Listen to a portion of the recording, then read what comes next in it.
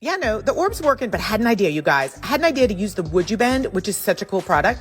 And if you heat it really slowly, it can bend. It can bend to your will. But I would rather, I have no patience.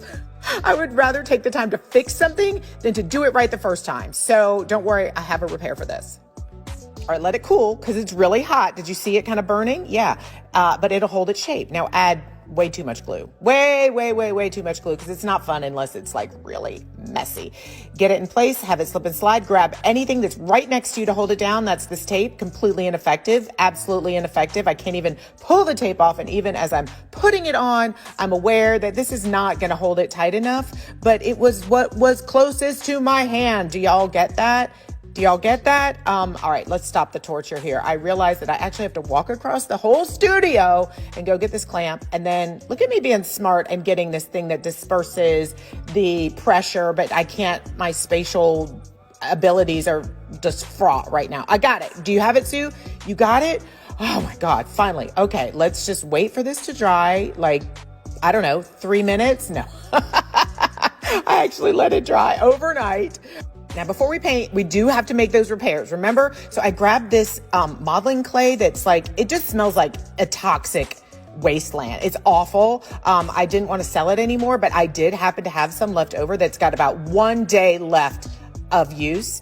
And now I'm gonna let it dry, sanded it, and I'm pouring on the paint. Cause y'all, there's just something about pouring on paint that's just so much more fun than like putting it in a dish and then you have to wash the dish. I love pouring on the paint.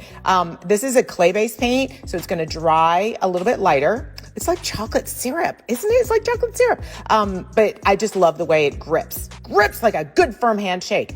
You can also tell this mold is covering the clasp, right? This box will never, ever be opened again. It's not designed for that, okay? It is not a useful box, except for, you guessed it, showing off the super shifters. All right, so here we go. We've got Celestial up today. As I keep trying to explain, it looks good in the jar, like on the outside, but the inside just still looks like mush. That's just not pretty, but wait, here we go. And I just want to have you know that I never dipped the brush back in to the wax. This is all what was on the brush. So I'm already playing. Look, I can't even wait till I finish, till I start like doing that thing, like when you're standing in front of the mirror and you twirl and you twirl and you twirl. So that's going to get really annoying because I can't even put a brush stroke on without twirl. But look at that. Look at that deep blue and then that hint of that violet purple. And then if you squint just a little bit and you really pay attention, you can see a little bit of turquoise. Y'all, and they're my fingerprints because you do have to let it dry, you guys. You have to let it dry.